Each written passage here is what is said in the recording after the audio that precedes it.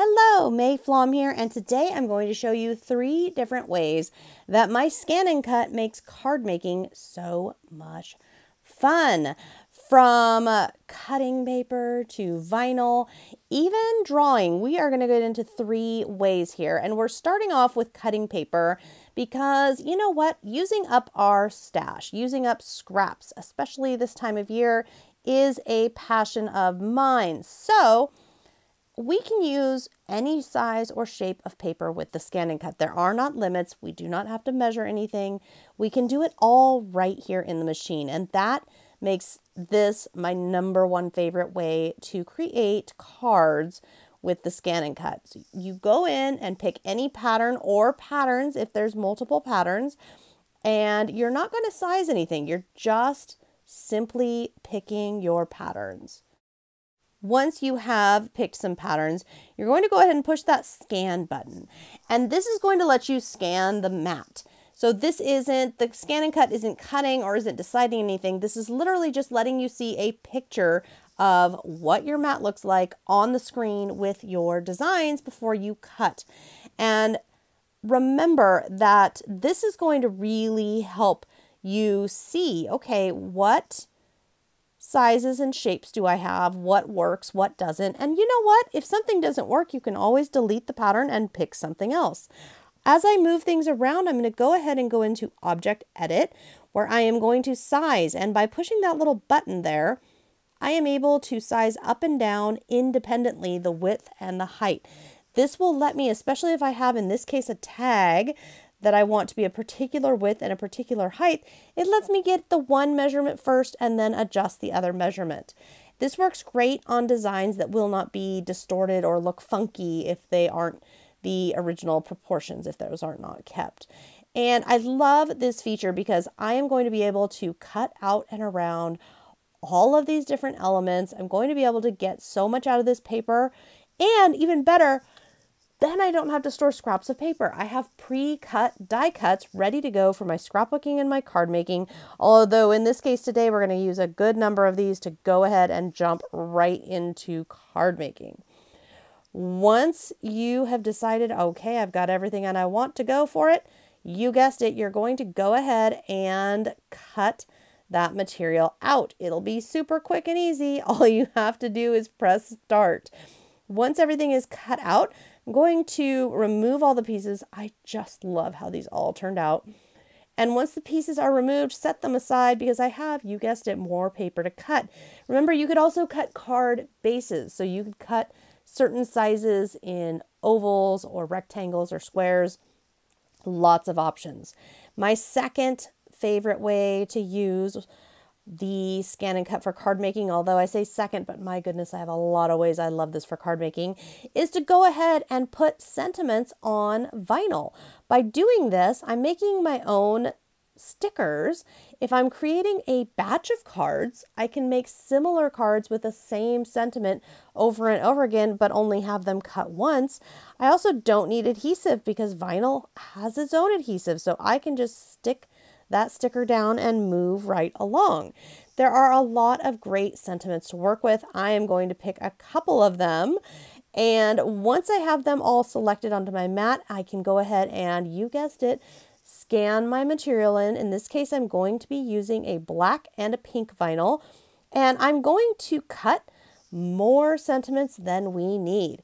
And the reason I am going to do that is because I want to have extras. If I have a piece of material, I want to get as many things on it as I can. I want to maximize that usefulness and encourage myself, you know what, let's make a few extra cards instead of being short cards the next time we need them.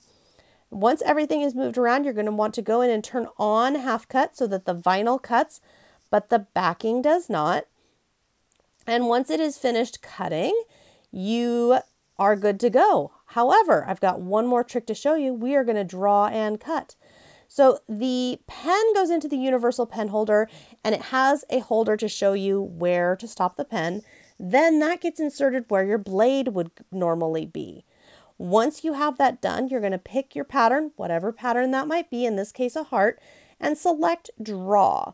Now I am using a brush tip pen, so it should draw a little messy, but it will be really good. And we are drawing on watercolor paper because I want to do some watercolor effects, and this is a pen that has watercolor effects. Now we are going into Direct Cut. We are going into Direct Cut and scan this in because Direct Cut is going to let us cut out around the heart. I know, it's super easy, but you know what? It's so much fun. Once this is scanned in, I'm just going to move my arrows inward towards my heart. And if we want to smooth, we can. What smoothing will do is, this is a pen drawn line, so it's a little rough. The smoothing will just make it smoother, just like it sounds. And then I'm going to go in and add an outline distance of 0.2, so almost 1/4 inch. Say OK, and you guessed it, select Cut. And the ScanNCut will cut out my watercolor paper around. Oh yes, and I turned off half cut because we are no longer cutting vinyl. Now, you might notice the tape on my watercolor paper. That's because I'm using a low tack mat, which I like for this paper, but watercolor paper is very dense and heavy. Sometimes a little bit of holding it down with some washi tape helps. What you see me doing is just adding water and other watercolor pens to color. Once I am done coloring, it needs to just set aside and totally dry, and guess what? We can assemble some cards. So I'm going to go ahead and weed, in other words, remove all of the vinyl that is not a word that I would like to use on a card. Remove it all, and yes, I'm going to go ahead and remove all of it for all the words. Just go ahead and get all nice and set. And then once I do, we will be ready to assemble. I love working in batches with this, going with a theme or some kind of colors. Here I'm inking the edges of some paper that the ScanNCut cut out for me in a nice little rectangle, and I'm assembling to my card front. Now notice I said card front. I like to work on the front and then attach that to a card base. I do this, yes, it adds one extra layer of paper, but it also means if I do any stitching or other stuff, it will be hidden inside. Nobody will see any yuckiness on the back. It also reduces the chance that I will put ink or something messy inside my card on accident because I'm working and creating glue, I don't know, whatever it might be. It just makes it for a little bit neater of a card. I pulled out a doily, and then I've got one of our die cuts from the first batch there that I'm going to place here. And then I'm going to get out some transfer material. I'm a really big fan of this stuff. So you just put this all over the vinyl sticker, and then instead of having to keep that big complicated vinyl sticker nice, well, all you do is just lift it on off and place it where you would like it. I love this, and I love how this looks and how I can see through the transfer material so that I can see exactly where I want to place it. And you just rub it on down, and then you guessed it, lift the transfer material, and you're done. That's it. This is such a fun way, and I love it especially for cards, to create your own custom sentiments and sizes and everything for your card designs. Card number 2 here, we're not finishing the cards. We're just getting started on all the cards, except for this one. This one's ready to go. So look at how great that line around the edge looks. I love how watercolor pens work with the ScanNCut, with the draw feature.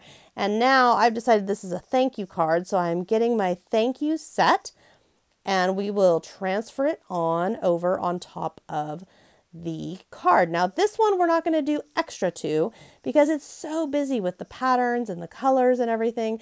I am just going to add thank you, and I love contrast. So you can see that contrast looks great. The black with the hot pink with the white. The only thing I will add is I will get out my black pen and I will outline the heart because it just adds the tiniest bit of pop. And I will also go ahead and add some little dots around the edge, the white area, just to kind of mimic the background and add, again, just a little bit more contrast. So this card, once I do this, this card is pretty much done. On to the third card I want to make. Yes, we're going to make 3 cards here today in just over 10 minutes. I'm going to show you how. Batch creating like this makes everything so much fun because I can get things done, but I'm also creating and playing, and a lot of times I challenge myself. So that was our tag, and I was just gluing it down to the front. Now I've got my brother's sewing machine out, and I'm just adding some stitching. The only thing you have to know is use a little bit of a longer stitch. Don't use a teeny tiny stitch, and have fun. You can stitch, if you know how to stitch on a sewing machine, then you know how to sew paper. You just nice and smooth and easy. There we go. I have put stitching on all 3 cards. So this first one, this one's going to need some embellishing. I mean, I can't have that sewing card and not put some like little buttons and stuff. I'm trimming a little bit of the threads off. Now I will add glue onto the back, and this is my point about card fronts. We have all that back side of stitching. It's going to be hidden when I attach it to a card base. On this one, a few sequins, a few buttons, maybe a little pearl will do. It's just, I can't have a sewing card and not have some notions in there. And I've just pulled out some random little buttons and things to put on there. And as long as I have them out, I think the Celebrate card will work well too. And notice I'm using the thread ends, leaving them there. I like them sometimes, especially on a shabby chic card like that, for a little bit of texture. This one, I went around the edge because, I mean, why not? But as you can see, all 3 cards are different, but all 3 are using the ScanNCut. They all get that ScanNCut DX out and help me make my cards, have creative fun, and love every single minute. I hope you have enjoyed this tutorial. Thanks so much for tuning in. Be sure to subscribe for more videos in future.